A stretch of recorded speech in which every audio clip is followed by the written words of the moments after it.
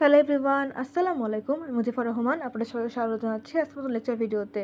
আজকে আমরা দেখব কম্পিউটার নেটওয়ার্কের চ্যাপ্টার 2 অ্যাপ্লিকেশন লেয়ার প্রোটোকল। তো ফার্স্টে জেনে নিই যে অ্যাপ্লিকেশন সফটওয়্যারগুলো কী কী।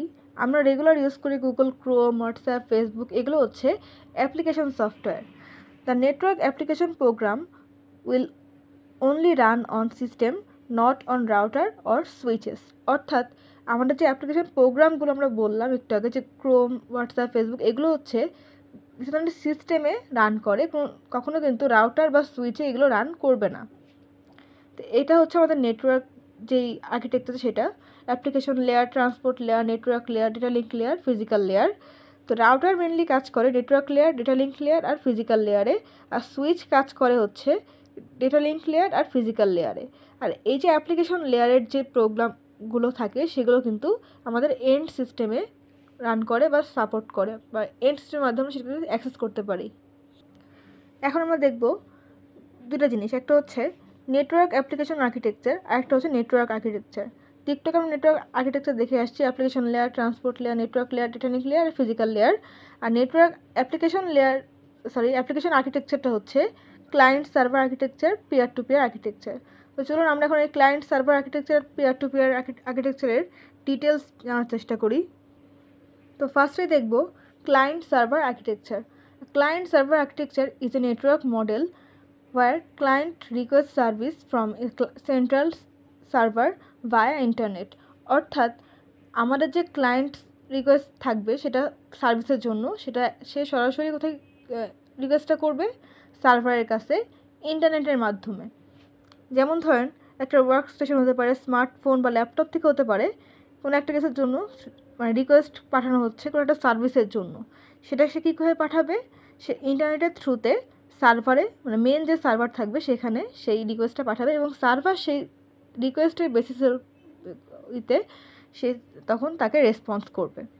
যেমনটা এখানে হয়েছে, ধরেন একজন ক্লায়েন্ট কোনো একটা ওয়েব পেজের জন্য রিকোয়েস্ট করছে সার্ভারের কাছে, যে request for web page. Server সেই ওয়েব পেজটার যদি অ্যাক্সেস থাকে তার কাছে, সেক্ষেত্রে সেই ওয়েব পেজটার জন্য তার ক্লায়েন্টকে সে রেসপন্স করবে, রিকোয়েস্টের ভিত্তিতে সে রেসপন্স করবে। এটাই হচ্ছে ক্লায়েন্ট সার্ভার আর্কিটেকচার। তো এখন আমরা দেখব পিয়ার টু পিয়ার আর্কিটেকচার। তো পিয়ার টু পিয়ার আর্কিটেকচারে কী হয় দেখেন, ধরেন এখানে একটা ক্লায়েন্ট, এটা একটা সার্ভার, ইন্টারনেটের থ্রুতে ক্লায়েন্ট সার্ভারের কাছে কোনো একটা রিকোয়েস্ট করছে। সাপোজ আগের এক্সাম্পলটাই যদি চিন্তা করি, যে একটা ওয়েব পেজের জন্য সে হচ্ছে রিকোয়েস্ট করছে, সার্ভার সেই ওয়েব পেজের রিকোয়েস্টের ভিত্তিতে তাকে রেসপন্স করছে, তাই না? এই কাজটা হচ্ছিল ক্লায়েন্ট সার্ভার আর্কিটেকচারে। এখন ধরেন আমাদের আর একটা পেয়ার আসলো, পেয়ার সি। এখন এই যে পেয়ার এ পেয়ার বির থেকে যে ওয়েব পেজটার অ্যাক্সেস নিল, মানে সার্ভার থেকে রিকোয়েস্ট করার মাধ্যমে সে সার্ভার থেকে রেসপন্স করাতে পেয়ার এর কাছে এখন সেই ওয়েব পেজটা আছে। সাপোজ এখানে পেয়ার সি এখন সেই ওয়েব পেজটার জন্য রিকোয়েস্ট করবে কোন মাধ্যম দিয়ে? ভায়া ইন্টারনেট, তাই না? ইন্টারনেটের মাধ্যম দিয়ে সে সার্ভারে রিকোয়েস্ট করবে। বাট দেখেন এখানে কিন্তু যদি আমাদের মানে যেহেতু পেয়ার এর কাছে সেই ওয়েব পেজটা অ্যাভেলেবল আছে, সে কী করতে পারবে? এই যখন দেখবে সে পেয়ার সি রিকোয়েস্ট করছে, সে সরাসরি সার্ভারের কাছে না যেয়ে এই পেয়ার এ কিন্তু এই পেয়ার সিকে ওই ওয়েব পেজটা ফরওয়ার্ড করে দিতে পারে। তো অ্যাট দ্য মেন টাইম কী হলো দেখেন, পেয়ার এ যখন সার্ভার থেকে রিকোয়েস্ট করছিল এবং সার্ভার থেকে রেসপন্স করছিল, সেক্ষেত্রে পেয়ার এ ছিল ক্লায়েন্ট আর পেয়ার বি ছিল সার্ভার। আবার যখন পেয়ার সি হচ্ছে সেই ওয়েব পেজটার জন্য, সেম ওয়েব পেজটার জন্য রিকোয়েস্ট করছে, তখন সে সরাসরি সার্ভারের থেকে না নিয়ে পেয়ার এ তাকে ফরওয়ার্ড করে দিচ্ছে, কারণ তার কাছে সেটা তখন অ্যাভেলেবল ছিল। সেক্ষেত্রে তখন কী হচ্ছে, পেয়ার এ তাহলে কীভাবে সে কাজ করছে সেই মুহূর্তে, যেহেতু পেয়ার এ থেকে সিতে রিকোয়েস্টের ভিতরে রেসপন্স করছে, সেজন্য সেটা তখন ক্লায়েন্ট হওয়া সত্ত্বেও সেই মুহূর্তে সার্ভার হিসেবে কাজ করছে, এবং পেয়ার সি তখন ক্লায়েন্ট হিসেবে কাজ করছে, কারণ সে পেয়ার এর থেকে রিকোয়েস্টের ভিত্তিতে রেসপন্স পাচ্ছে। তো এখানে দেখেন এই কাজটা হচ্ছে কি, যে peer a at the main time client হিসেবেও কাজ করছে, সার্ভার হিসেবেও কাজ করছে। এটাই হচ্ছে পেয়ার টু পেয়ার আর্কিটেকচার। তো এখন দেখব socket. The socket exist between the application layer and the transport layer.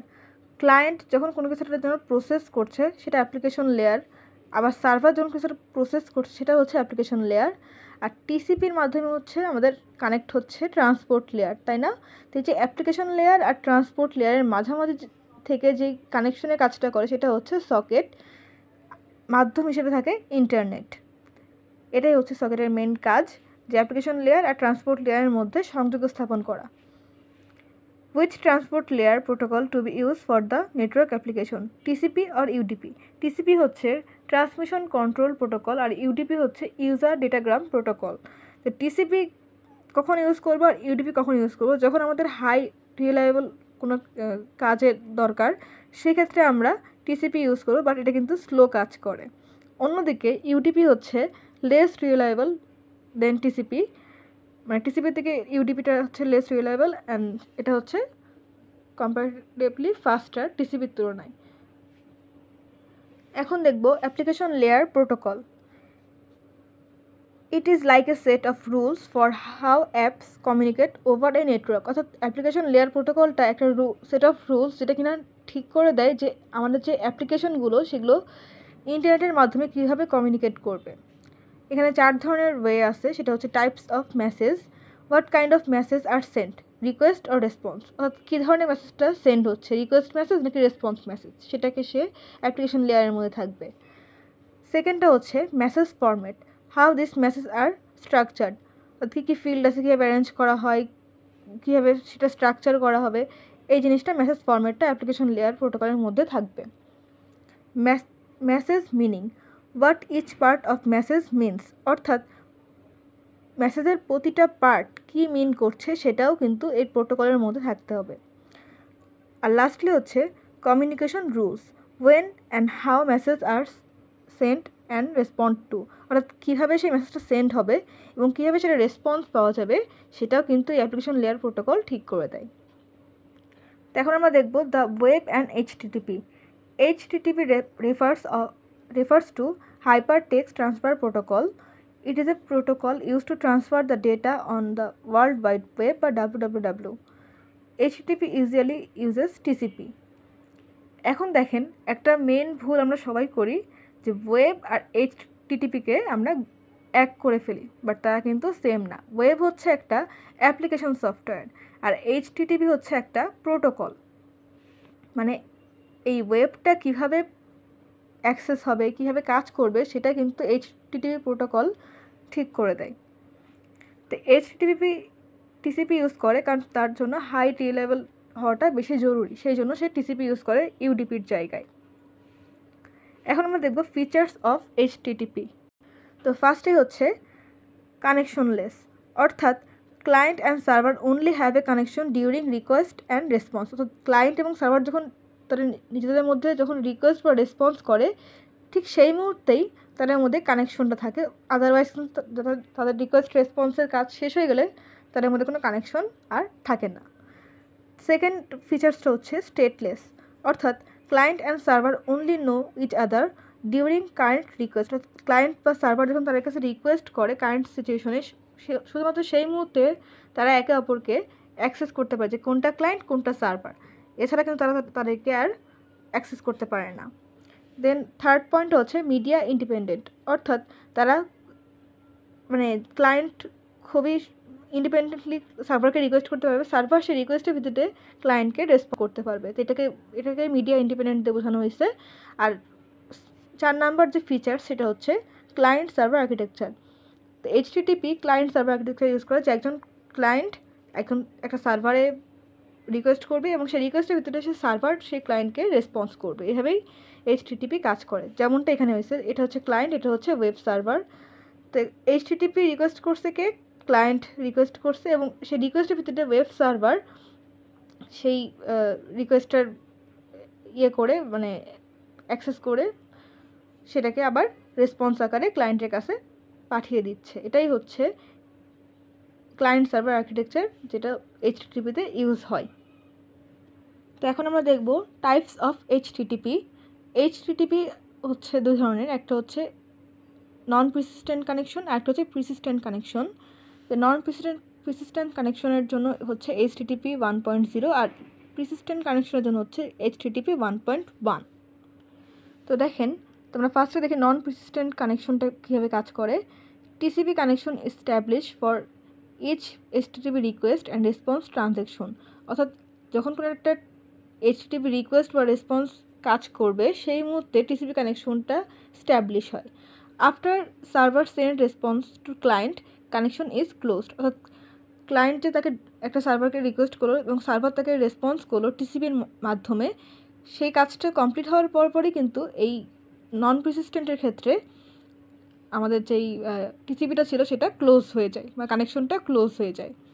If client needs to send another request it has to establish TCP connection again, অর্থাৎ সে যে একটা রিকোয়েস্ট করলো, response করার সাথে সাথে সেই টিসিপি কানেকশনটা অফ হয়ে গেল, সে যদি আরও একটা রিকোয়েস্ট করতে চায় কোনো একটা রেসপন্স পাওয়ার জন্য, সেক্ষেত্রে তাকে আবার একটা নতুন করে টিসিপি কানেকশন বিল্ড করতে হবে, আদারওয়াইজ সে কিন্তু এইচটিটিপি রিকোয়েস্ট করতে পারবে না এবং সার্ভার থেকে কোনো ধরনের রেসপন্সও পাবে না। এটাই হচ্ছে নন প্রেসিস্টেন্ট কানেকশন। আর প্রেসিস্টেন্ট কানেকশনটা হচ্ছে the client and server maintain the connection open after the initial request response exchange, অর্থাৎ যখন একদম ইনিশিয়াল রিকোয়েস্ট রেসপন্স কাজ করে ক্লায়েন্ট সার্ভারের মধ্যে, ক্লায়েন্ট রিকোয়েস্ট করবে, সার্ভার তাকে রেসপন্স করবে, সেই মুহূর্তে সেই কানেকশনটা ওপেন হয় এবং সেটা কিন্তু আর মানে পুরোটা শেষ না হওয়া পর্যন্ত অফ হয় না। So far a new request need to establish A new TCP connection. এই যে সেই জন্য কী হয় যে আমাদের একটা ফাইল যাওয়ার পরে সেকেন্ড ফাইল যাওয়ার জন্য কিন্তু নতুন করে আর কোনো টিসিপি কানেকশন বিল্ড করতে হচ্ছে না, এই যে no need of establish a new TCP connection, কারণ ওই কানেকশনটা ওই মুহূর্তে ওপেনই থাকবে ততক্ষণ পর্যন্ত না ক্লায়েন্ট ওখান থেকে বের হয়ে আসছে। আমি যেটা একটা এক্সাম্পল দিয়ে বোঝানোর চেষ্টা করি আপনাদেরকে এই নন প্রেসিস্টেন্ট কানেকশন আর প্রেসিস্টেন্ট কানেকশনের মধ্যে ডিফারেন্সটা কী। ধরেন একটা ওয়েব পেজ এবং সেই ওয়েব পেজে থেকে আমাদের 10টা ইমেজ ক্লায়েন্ট চাচ্ছে, সেক্ষেত্রে সে যদি নন প্রেসিস্টেন্ট কানেকশন বিল্ড করে সেক্ষেত্রে তাকে কী করতে হবে, একবার সে সার্ভারে রিকোয়েস্ট করবে একটা ইমেজের জন্য, সে সার্ভার তাকে সেই ইমেজটা পাঠিয়ে দিয়ে টিসিপি কানেকশনটাকে ক্লোজ করে দিবে। দেন ফার্দার তার ক্লায়েন্টকে আবার সেই কানেকশনটাকে বিল্ড করতে হবে টিসিপি কানেকশনকে, যাতে সে সেকেন্ড ইমেজটা পায়। সেই হিসেবে দেখেন যে সে যদি 10টা ইমেজকে ওই সার্ভার থেকে চাচ্ছে, সেই জন্য তাকে 10বার টিসিপি কানেকশনকে বিল্ড করতে হবে। অন্যদিকে যদি সে প্রেসিস্টেন্ট কানেকশন ইউজ করে সেক্ষেত্রে কিন্তু তার কানেকশনটা একবার বিল্ড করলেই একবারে 10টা ইমেজ ওই টিসিপি কানেকশনের মধ্য দিয়ে সার্ভার থেকে ক্লায়েন্ট যেই সিস্টেম সেখানে ট্রান্সফার হয়ে যাবে। এটাই হচ্ছে বেসিক ডিফারেন্স আমাদের নন প্রেসিস্টেন্ট আর প্রেসিস্টেন্ট কানেকশনের মধ্যে। তো প্রেসিস্টেন্ট আর নন প্রেসিস্টেন্ট কীভাবে ক্যালকুলেট করতে হয় দেখেন, যখন একটা ইনিশিয়াল টিসিপি কানেকশন বিল্ড হলো তার বেসিসে কী হলো, রিকোয়েস্ট হলো একটা ফাইল এবং সেই রিকোয়েস্ট ফাইলের বেসিসে সার্ভার তাকে একটা ফাইল দিল এবং সেটা সে রিসিভ করলো। তো এই যে ইনিশিয়াল টিসিপি কানেকশন থেকে রিকোয়েস্ট ফাইল হলো এটা একটা RRT অর্থাৎ রাউন্ড ট্রিপ টাইম, আবার রিকোয়েস্ট ফাইল থেকে যে HTML ফাইলটা রিসিভ হলো সেটা হচ্ছে RRT বা রাউন্ড ট্রিপ টাইম। তো এই টাইম ক্যালকুলেশনের সূত্রটা হচ্ছে 2RRT + T × T অর্থাৎ ট্রান্সমিশন টাইম। তো এটাকে কীভাবে আমরা ক্যালকুলেট করতে পারি দেখেন, আমরা যে এক্সাম্পলটা নিচ্ছিলাম যে 10টা ইমেজ ট্রান্সফার করার জন্য যে এটাকে দেখলাম সেটাই এখানে অ্যাপ্লাই করব। তো ফার্স্টে আমরা দেখব নন প্রেসিস্টেন্ট টিসিপি কানেকশনের ক্ষেত্রে কীভাবে এই টাইমটা ক্যালকুলেট করতে হয়। দেখেন নন প্রেসিস্টেন্টে কী বললাম যে একবার কানেকশন বিল্ড করার পরে কোনো রিকোয়েস্ট রেসপন্স হওয়ার সাথে সাথে কিন্তু টিসিপি কানেকশনটা আমাদের ডিসকানেক্ট হয়ে যায়। তাহলে এখানে কি একের অধিকবার আমাদের টিসিপি কানেকশনটাকে বিল্ড করা লাগছে, তাই না? সেই জন্য এখানে হচ্ছে 2RTT মানে রাউন্ড ট্রিপ টাইম ইন্টু 10টা ইমেজ আমরা নিচ্ছিলাম, তাই না? একটা সার্ভার থেকে ক্লায়েন্ট রিকোয়েস্ট করছিল, সেজন্য হচ্ছে তাকে 10বার টিসিপি কানেকশনকে বিল্ড করতে হতো যে নন প্রেসিস্টেন্ট টিসিপি কানেকশন ইউজ করতো সেক্ষেত্রে।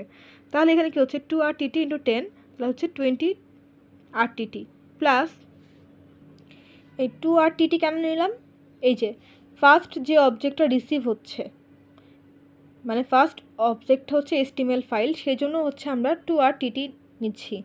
তাহলে 2 × 10 কত হচ্ছে 20RTT প্লাস 2 22RTT।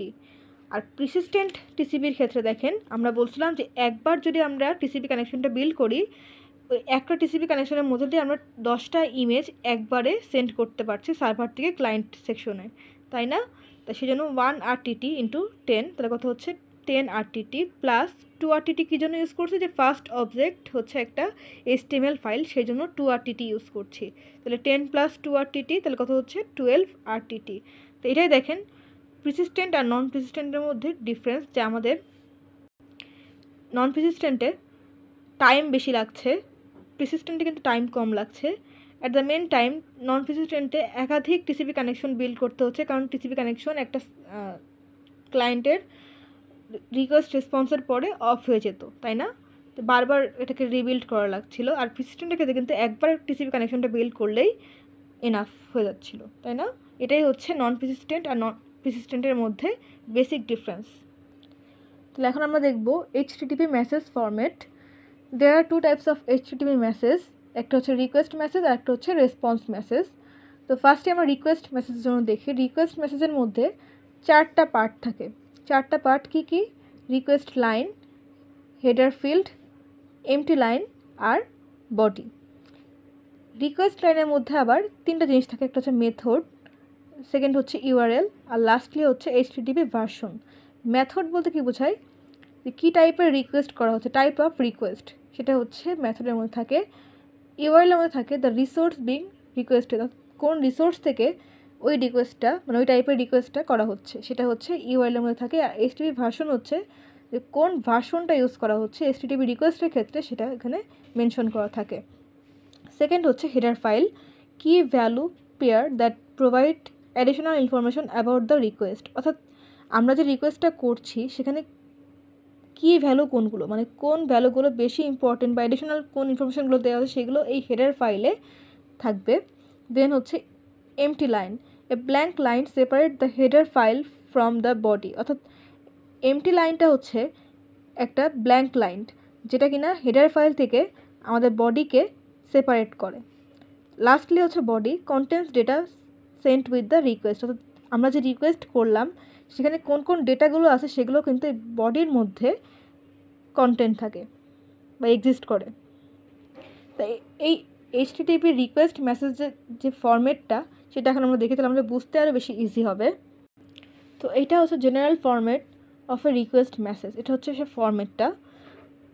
তো এই যে বলছিলাম যে আমাদের ফার্স্টে হচ্ছে রিকোয়েস্ট লাইন, রিকোয়েস্ট লাইনের মধ্যে কী থাকে, মেথড থাকে, ইউআরএল থাকে আর ভার্সন থাকে, তাই না?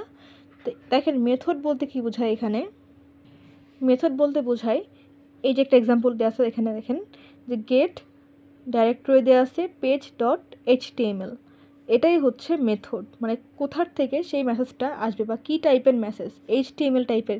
এই যে আমরা একটুকে দেখে আসলাম না এখানে টাইপস অফ রিকোয়েস্ট, মানে কী টাইপের রিকোয়েস্ট, সেটাই হচ্ছে এখানে এই মেথডের মধ্যে থাকবে। যে ডাইরেক্টরি দেওয়া আছে সেখান থেকে page.html নামে যে ফাইলটা সেটাকে অ্যাক্সেস করতে বলা হয়েছে রিকোয়েস্ট লাইনে। দেন হচ্ছে কি থাকবে, ইউআরএল। ইউআরএল কোনটা? ইউআরএল হচ্ছে এই যে এইটা www.xyz.com, এটা হচ্ছে হোস্টের ইউআরএল। আর ভার্সন দেখেন এই যে এইটা HTTP 1.1। দেন হচ্ছে থাকবে কি, এই যে হেডার ফাইল নেম, ভ্যালু, এই পার্টটুকু মানে এই পার্টটুকু হচ্ছে হেডার লাইন্স। তো এই হেডার লাইনে আমাদের কী থাকে, কি ভ্যালুস, তাই না? যে কোন ভ্যালুগুলো খুবই ইউনিক, অ্যাডিশনাল কোন ভ্যালুগুলো দেওয়া আছে সেগুলো হচ্ছে হেডার ফাইলে থাকবে। দেন হচ্ছে এই যে CF আর IF, এটা হচ্ছে ব্ল্যাঙ্ক লাইন, আর এই লাস্টের বক্সটা হচ্ছে আমাদের এন্টিটি লাইন। তো এটাই হচ্ছে general format for request message. এখন আমরা দেখব HTTP রেসপন্স মেসেজটা কীভাবে কাজ করে। তো দেখেন HTTP রেসপন্স মেসেজের ক্ষেত্রে 3টা ধাপ আছে, সেটা হচ্ছে স্ট্যাটাস লাইন, হেডার ফিল্ড আর বডি। স্ট্যাটাস লাইনের মধ্যে কী আছে, protocol version, status code, status message. Header ফাইলের মধ্যে থাকবে connection, date, server, last modify date, content length, content type, এগুলো থাকবে হচ্ছে হেডার ফাইলের মধ্যে। লাস্টলি হচ্ছে বডিতে থাকবে এন্টিটি বডি। এছাড়া এটারও আমরা একটা জেনারেল ফরম্যাট দেখি, যেরকমটা আমরা রিকোয়েস্ট মেসেজের ক্ষেত্রে জেনারেল ফরম্যাট দেখে আসলাম, এখন রেসপন্স মেসেজের ক্ষেত্রে একটা জেনারেল ফরম্যাট দেখে আসি। তো এটাই হচ্ছে জেনারেল ফরম্যাট রেসপন্স মেসেজের ক্ষেত্রে। রেসপন্স মেসেজের ক্ষেত্রে আমরা কী বলছিলাম, স্ট্যাটাস লাইন থাকে, হেডার লাইন থাকে আর বডি থাকে, তাই না? তো স্ট্যাটাস লাইনের মধ্যে কী কী থাকে, ভার্সন, স্ট্যাটাস কোড আর ফেজেস বা স্ট্যাটাস মেসেজ থাকে। ভার্সন বলতে কী বোঝায়, এই দেখেন একটা এক্সাম্পল আছে, এটা হচ্ছে ভার্সন। স্ট্যাটাস কোড কোনটা, এই যে 200K এটা হচ্ছে স্ট্যাটাস কোড। আর মেসেজ যদি থাকে সেক্ষেত্রে এখানে থাকবে, এখানে কোনো মেসেজ নাই, বাট এখানে দেখানোর জন্য ফরম্যাটটাই এখানে ফেস বা মেসেজ দেখানো হয়েছে। দেন হচ্ছে এই যে হেডার ফাইল নেম ভ্যালু, এখান থেকে এই পর্যন্ত এই পার্টটুকু হচ্ছে হেডার লাইন। হেডার লাইনে আমাদের কী কী থাকবে? Connection, date, server, last modify, content length আর কন্টেন্ট টাইপ। এই দেখেন কানেকশন টাইপ হচ্ছে ক্লোজ। দেন হচ্ছে ডেট দেওয়া আছে, যে ডেট হচ্ছে 18 ফেব্রুয়ারি মঙ্গলবার এত টাইমে সেটাকে তৈরি করা হয়েছে। দেন হচ্ছে সার্ভার হিসেবে কোনটাকে ইউজ করে সেটা এখানে দেওয়া আছে। লাস্ট মডিফাই কবে করা হয় সেটা দেওয়া আছে, কন্টেন্ট লেন্থ দেওয়া আছে আর কন্টেন্ট টাইপটা দেওয়া আছে। এটাই হচ্ছে হেডার ফাইলের মধ্যে থাকবে। দেন হচ্ছে এটা ব্ল্যাঙ্ক লাইন থাকবে যাতে আমাদের হেডার ফাইল থেকে আমাদের এন্টিটি বডিটাকে সেপারেট করা যায় সেই জন্য। আর এন্টিটি বডির মধ্যে কি থাকে? ক্লায়েন্ট যে রিকোয়েস্ট করছিল এবং সার্ভার থেকে যে রেসপন্স করবে যে ডেটাগুলোর মাধ্যমে, সেগুলো এই এন্টিটি বডির মধ্যে তখন কন্টেন্ট করে বা এক্সিস্ট করে। তো এটাই হচ্ছে আমাদের রেসপন্স মেসেজের জন্য এইচটিটিপির জেনারেল একটা ফরম্যাট। তো আমরা এইচটিটিপির রেসপন্স এবং রিকোয়েস্ট দুটার জন্য জেনারেল ফরম্যাট দেখলাম। আশা করি আপনারা বুঝতে পারছেন। তারপর যদি কারো কোনো কোয়েশ্চেন থাকে আমাকে কমেন্ট করতে পারেন। তো এখন দেখব ডোমেইন নেম সিস্টেম বা ডিএনএস। তো ডোমেইন নেম সিস্টেমটা আমরা কেন ইউজ করি আগে সেটা জেনে নিই। তো প্রতিটা সিস্টেমেরই বা প্রতিটা ওয়েব পেজ বা ওয়েবসাইটেরই একটা নির্দিষ্ট ইউনিক আইপি অ্যাড্রেস থাকে। আইপি অ্যাড্রেস কেন ইউজ করা হয়? যাতে ইন্টারনেটের মাধ্যমে অনেকগুলো ওয়েব পেজ বা ওয়েবসাইটের মাধ্যমে সেই আইপি অ্যাড্রেসটাকে ধরে সেই নির্দিষ্ট ওয়েব পেজ বা ওয়েবসাইট বা অ্যাপ্লিকেশনটাকে খুঁজে পাওয়া যায়। যেমনটা আমরা পড়ছিলাম আমাদের নাম্বার কনভার্সনের ক্ষেত্রে, যে আমরা মানে যে ইয়েটা করতাম বাইনারিতে, কম্পিউটার আমাদের মানুষের ভাষা বোঝে না, সে বাইনারি ভাষা বুঝে, আমরা যেটা বলে সেটাকে সে প্রথমে বাইনারিতে কনভার্ট করে, দেন সেটা সে বুঝতে পারার পরে সেটাকে সে আবার কনভার্ট করে মানুষের যে হাই লেভেল ল্যাঙ্গুয়েজ সেটাতে কনভার্ট করে আমাদের সামনে উপস্থাপন করে, তাই না? সেম কাজটাই করে ডোমেইন নেম সিস্টেম বা ডিএনএস। এই যে আইপি অ্যাড্রেসগুলো একজন মানুষের জন্য মনে রাখা খুবই কষ্টকর, তাই না? অনেকগুলো অ্যাপ্লিকেশনে, অনেকগুলো সার্ভারের অনেক ধরনের আইপি অ্যাড্রেস থাকতে পারে। এখন সবগুলো আইপি অ্যাড্রেস তো মনে রাখা পসিবল না, তাই না? এই যে ডোমেইন নেম করা হয়েছে এই জন্যই যে আইপি অ্যাড্রেসগুলোর পরিবর্তে একটা ছোট নাম দেওয়া, যাতে মানুষ ইজিলি ওগুলোকে মনে রাখতে পারে। যেমন .com, .net এগুলো হচ্ছে ডোমেইন নেম। এই .com, .net কিন্তু আমাদের পিসি বা নেটওয়ার্ক বুঝতে পারে না, তারা এই ডোমেইন নেমগুলোকে আবার আইপি অ্যাড্রেসে কনভার্ট করে, দেন সেই আইপি অ্যাড্রেসের ভিত্তিতে আবার সেই কাজটা, মানে ধরেন একজন ক্লায়েন্ট কোনো একটা কিছু সার্চে, ধরেন Amazon.com, তখন সেটা কী হবে, সেই ইন্টারনেটের মাধ্যমে সেই ডোমেইন নেমটা .com এটার আইপি অ্যাড্রেসটা রিড করবে। আইপি অ্যাড্রেস রিড হওয়ার পরে সেই সার্ভারে সেই আইপি অ্যাড্রেসটা খুঁজে বেরবে যে কোথায় Amazon.comটা আছে, এবং সেই Amazon.com-এর আইপি অ্যাড্রেসের সাথে মিলে গেলে সেই Amazon.comকে সে কী করবে, আবার .com ফরম্যাটে কনভার্ট করে ইউজারের সামনে তখন Amazon.com যে পেজটা বা ইন্টারফেসটা সেটা অন হবে। এভাবেই হচ্ছে ডোমেইন নেম সিস্টেম কাজ করে। DNS help us to get IP address from domain name. একটু যেটা বললাম সেটাই। A distributed database implemented in a hierarchy of DNS server। অর্থাৎ এই যে ডিস্ট্রিবিউটেড ডেটাবেস থাকে সেখানে আমাদের ডোমেইনের যে সার্ভারগুলো সেগুলো ডিস্ট্রিবিউট আকারে থাকে। An application layer protocol that allows host to query the distributed database। অর্থাৎ যখন কোনো একটা ইউজার, কোনো একটা হোস্ট ডেটাবেসে কোয়েরি করে যে ওই ডিএনএসটা কোন জায়গায় আছে, তখন সেই ডিএনএসটা কী করে, আইপি অ্যাড্রেসে কনভার্ট হয়ে আইপি অ্যাড্রেসটার সাথে যখনই ম্যাচ হবে কোনো একটা অ্যাপ্লিকেশনের, তখন সেটা ইউজারের সামনে তুলে ধরবে, তাই না? এই কাজটাই ডিএনএসের মেইন কাজ। তো এখন আমরা দেখব কী service provide by DNS. DNS কী কী সার্ভিসগুলো আমাদেরকে প্রোভাইড করে সেটা দেখব। ফার্স্ট অফ অল হচ্ছে host to IP address mapping, অর্থাৎ convert domain names to IP address for locating device on the internet. অর্থাৎ একটু যেটা বললাম যে আমাদের যে ডোমেইন নেমগুলো থাকবে সেটা আইপি অ্যাড্রেসটা লোকেট হবে ইন্টারনেটে সেই ডিভাইসটাকে খুঁজে পাওয়ার জন্য।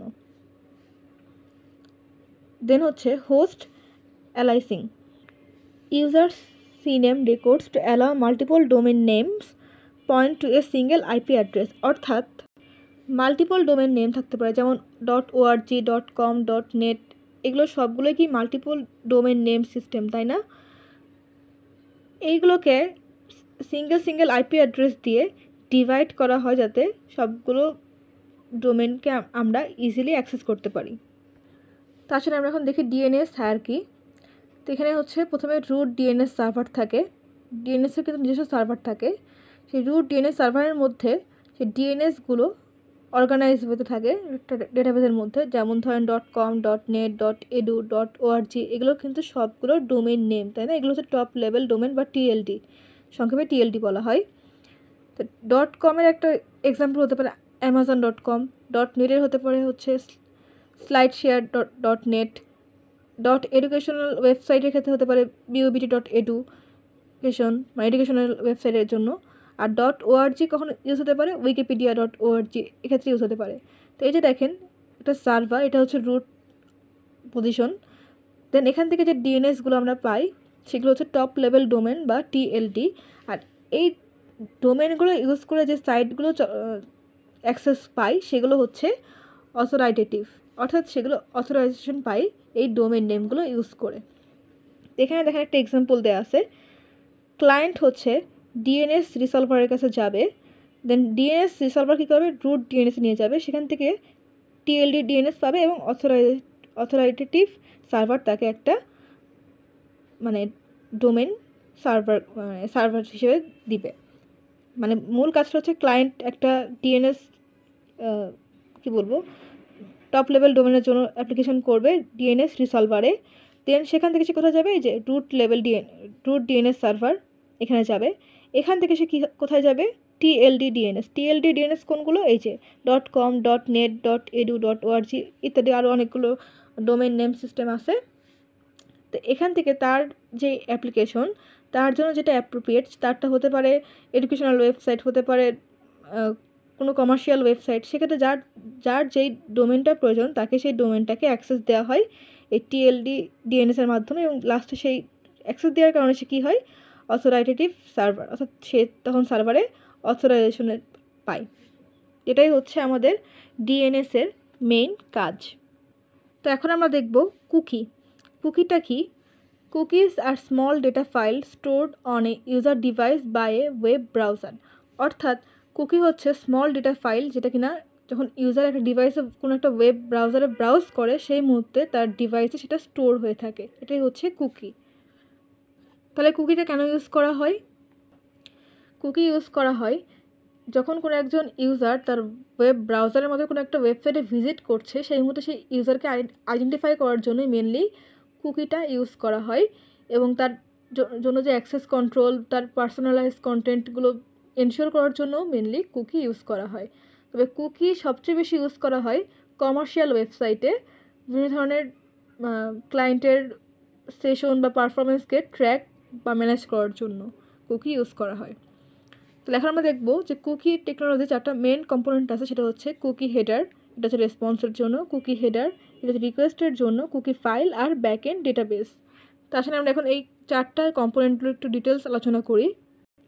তো ফার্স্টে হচ্ছে কুকি হেডার রেসপন্সের জন্য, sent by the server to set a cookie on the client. অর্থাৎ এই যেটা বললাম যে একজন ইউজারকে আইডেন্টিফাই করার জন্য সার্ভার তাকে একটা নির্দিষ্ট আইডেন্টিফিকেশন নাম্বার দেয়, যার বেসিসে সেই সার্ভার সেই ইউজারকে আইডেন্টিফাই করতে পারে। তো এটা হচ্ছে কুকি হেডারের রেসপন্স পার্ট।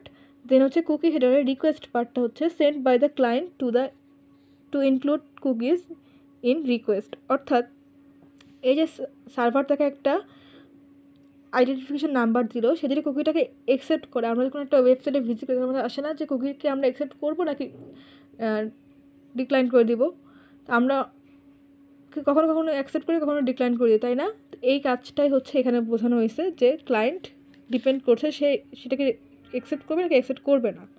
দেন হচ্ছে কুকি ফাইল, যখন ক্লায়েন্ট সেই কুকিটাকে অ্যাকসেপ্ট করবে তখন কী হবে, stored on user system and manage by the browser. তখন সেই আইডেন্টিফিকেশন নাম্বারটা ক্লায়েন্টের কাছেও থাকবে, সার্ভারেও থাকবে। ক্লায়েন্ট যখন আবার পরবর্তীতে সেই ওয়েবসাইটটা ভিজিট করবে তখন সার্ভার থেকে সে ক্লায়েন্টের ওই সে আইডেন্টিফিকেশন নাম্বারটা মানে যাচাই করে তাকে বুঝতে পারবে যে হ্যাঁ এই ইউজার এর আগেও এই পেজটা ভিজিট করছে এবং তার এই কাজগুলো এই ওয়েবসাইটে হচ্ছে, মানে তাকে ট্র্যাক করতে পারবে মেনলি। আর 4 নাম্বার পয়েন্টটা হচ্ছে back end database, maintain cookies data on the server side. অর্থাৎ যেটা বললাম যে একজন ক্লায়েন্ট যখন কোনো একটা কুকি অ্যাকসেপ্ট করবে তার আইডেন্টিফিকেশন নাম্বারটা ওই সার্ভারে ডেটাবেসে তখন সেভ হয়ে থাকবে এবং তাকে সে মেনটেন করবে যাতে তার ওয়েবসাইটটা ভিজিট করতে ইজি হয়, বিভিন্ন ধরনের মানে অ্যাক্সেস পায়, কন্ট্রোলিং অ্যাক্সেস পায়, এই কাজগুলো কুকি আমাদেরকে দিয়ে থাকে। তো দেখেন হাউ কুকি ওয়ার্কস, মানে কুকি কীভাবে কাজ করে। ইনিশিয়াল ভিজিটের ক্ষেত্রে সেট, প্রথমে সেট, তারপর স্টোর, তারপর অ্যাসাইন আইডি। সেট কীভাবে করে, the server send a cookie to the client browser, client ব্রাউজারে সার্ভার থেকে একটা কুকি পাঠানো হয়। The browser save the cookie on the client hard disk, অর্থাৎ যখন সেই ক্লায়েন্টটা সেই কুকিটাকে অ্যাকসেপ্ট করবে সেই মুহূর্তে সেই কুকির যে আইডেন্টিফিকেশন নাম্বারটা সেটা ক্লায়েন্টের হার্ড ডিস্কে সেভ হয়ে থাকে। লাস্ট হচ্ছে assign ID, the server assigned a unique ID and record it in the backend database. অর্থাৎ সার্ভার যে ইউনিক আইডিটা ইউজারের জন্য দিচ্ছে, ইউজার আইডি, সেটা কিন্তু তার ব্যাকএন্ড ডেটাবেসেও সে রেকর্ড করে রাখবে। একটু যে কথাটা বলছিলাম সেটা এখানে বলা হয়েছে। আর সেকেন্ড প্রসেসটা হচ্ছে সাবসিকুয়েন্ট ভিজিটস, পরবর্তীতে যখন ইউজার আবার সেই ওয়েবসাইটটাতে সেকেন্ড টাইম ভিজিট করবে কুকি অ্যাকসেপ্ট করার পরে তখন কি হবে, তখন হচ্ছে দুটো কাজ হবে, সেন্ড আর আইডেন্টিফাই। সেন্ডের মধ্যে কী হবে, the browser includes the cookie in request to the same website, অর্থাৎ তাকে আবার সেই ইয়েটা করা হবে যে সে এই ওয়েবসাইটটাতে এর আগেও ভিজিট করছে এবং সে তার কুকিগুলোকে অ্যাকসেপ্ট করছে। দেন হচ্ছে identify, the server reads the cookie to recognize the user and retrieve relevant information for the backend database। অর্থাৎ তখন কি হবে, ক্লায়েন্ট বুঝতে পারবে, সার্ভার বুঝতে পারবে যে এই ক্লায়েন্টটা এর আগেও এই পেজটা ভিজিট করছে এবং সে এই কাজগুলো করছে, তার বিভিন্ন ধরনের পার্সোনালাইজ কন্টেন্ট থাকতে পারে সেই ওয়েবসাইটে, সে এই কন্টেন্টগুলো ইউজ করছে, এগুলো সে ব্যাকএন্ড ডেটাবেস থেকে রিট্রাইভ করতে পারবে। তো এখন দেখব ওয়েব ক্যাচ। এ ওয়েব ক্যাচ কার একটা নামে রাখা হয় সেটা হচ্ছে proxy server. A web catch is a network entity that stores copy of frequently accessed web content. অর্থাৎ এই ওয়েব ক্যাচের মধ্যে অনেক ধরনের ওয়েব কন্টেন্ট একসাথে স্টোর করা থাকে বা তার বিভিন্ন ধরনের কপি সেই ওয়েব ক্যাচের মধ্যে থাকে, যাতে একজন ক্লায়েন্ট ওই ওয়েব ক্যাচ থেকে বা প্রক্সি সার্ভার থেকে সেই ইনফরমেশানগুলো নিয়ে বা ওয়েব কন্টেন্টগুলো নিয়ে সে তার কাজে লাগাতে পারে। তো এই ওয়েব ক্যাচ জিনিসটা কীভাবে কাজ করে তার জন্য একটা চিত্র আগে দেখে নিই, তাহলে আমরা বুঝতে ইজি হবে। তো হাউ ওয়েব ক্যাচ ওয়ার্কস, এটার আগে একটা চিত্র দেখে নিই। দেখেন এখানে হচ্ছে দুটা ক্লায়েন্ট আছে, এটা হচ্ছে আমাদের সে প্রক্সি সার্ভার বা যেটাকে আমরা ওয়েব ক্যাচ বলি, আর এটা হচ্ছে অরিজিনাল সার্ভার বা অরিজিন সার্ভার, দুইটা। তো এখন একজন ক্লায়েন্ট যখন কোনো একটা HTTP রিকোয়েস্ট করবে, যদি প্রক্সি সার্ভারে সেই জিনিসটা থাকে তখন সেই প্রক্সি সার্ভারে সেই HTTP রিকোয়েস্টের ভিতরে সে ক্লায়েন্ট যেটা রিকোয়েস্ট করছে সেটাকে স্ক্যান করা হবে, যদি থাকে সেক্ষেত্রে তাকে রেসপন্স করা হবে। আদারওয়াইজ যদি প্রক্সি সার্ভারে সেই কন্টেন্টটা না থাকে সেক্ষেত্রে প্রক্সি সার্ভার কী করবে, তখন অরিজিনাল সার্ভারে HTTPর জন্য ক্লায়েন্ট যে HTTPটা তাকে দিছে সেটাকে অরিজিনাল সার্ভারে রিকোয়েস্টের জন্য আবার দিবে, তখন অরিজিনাল সার্ভার থেকে আবার সেটার রেসপন্স হয়ে প্রক্সি সার্ভার আসবে, সরাসরি কিন্তু ক্লায়েন্টের কাছে যাবে না। সেই রিকোয়েস্টটা প্রক্সি সার্ভারে আসার পরে প্রক্সি সার্ভারে একটা কপি থাকবে এবং সেই কপি থেকে একটা কপি যাবে ক্লায়েন্টের কাছে। এটাই হচ্ছে প্রক্সি সার্ভার বা ওয়েব ক্যাচের মেন কাজ, মানে ক্লায়েন্ট থেকে সার্ভারে মানে যাওয়ার জন্য মানে সরাসরি কোনো লেন ইউজ না করে আমরা একটা প্রক্সি সার্ভার ইউজ করি যাতে আমাদের টাইম কম লাগে।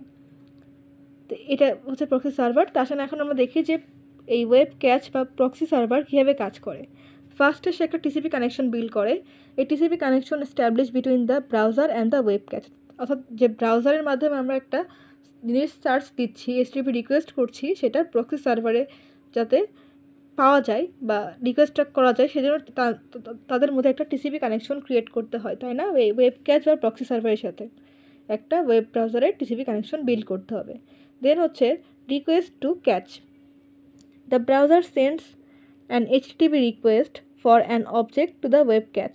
অর্থাৎ ব্রাউজার হচ্ছে HTTP রিকোয়েস্ট করবে ওয়েব ক্যাচ থেকে বা প্রক্সি সার্ভার থেকে একটা অবজেক্টকে পাওয়ার জন্য। তখন সে প্রক্সি সার্ভার কী করবে? চেক করবে, ক্যাচ চেক। ইফ ক্যাচ, যদি পাওয়া যায়, the web catch return the store object to the browser in an HTTP response. অর্থাৎ যদি সেই প্রক্সি সার্ভারে, এটাকে যে ডায়াগ্রামটা দেখলাম, যদি সেই প্রক্সি সার্ভারে সেই ওয়েব কন্টেন্টটা পাওয়া যায় বা সে যে অবজেক্টটা ক্লায়েন্ট চাচ্ছে সেটা যদি পাওয়া যায়, সেক্ষেত্রে সে সেটাকে রিটার্ন করে দিবে। আর যদি না পাওয়া যায়, if not cached, the web cache opens a TCP connection with the origin server and requested the object. অর্থাৎ তখন এই ওয়েব ক্যাচ বা প্রক্সি সার্ভার কী করবে? একটা TCP কানেকশন বিল্ড করবে কার সাথে?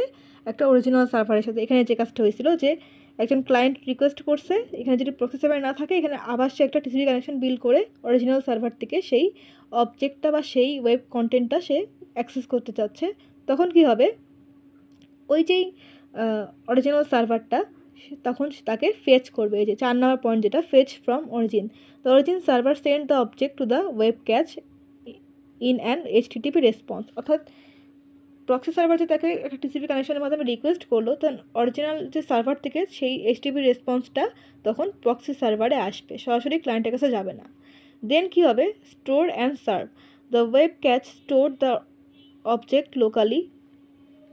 Locally and the send A copy to the browser. অর্থাৎ ওই যে অরিজিনাল সার্ভার থেকে প্রক্সি সার্ভারে একটা ওয়েব কন্টেন্ট বা একটা অবজেক্ট আসলো, সেটা প্রক্সি সার্ভারে প্রথমে স্টোর হবে এবং সেখান থেকে একটা কপি আমাদের যে ক্লায়েন্টের যে ওয়েব ব্রাউজার ছিল সেখানে রেসপন্স হবে।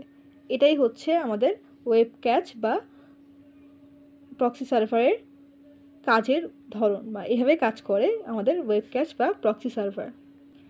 তো আজকের ভিডিও পর্যন্তই। চ্যানেলটি এখনও যারা সাবস্ক্রাইব করেনি, চ্যানেলকে প্লিজ সাবস্ক্রাইব করবেন, ভিডিওতে লাইক করবেন, কমেন্ট করবেন, শেয়ার করবেন। ভিডিওটি দেখার জন্য ধন্যবাদ। আল্লাহ হাফেজ।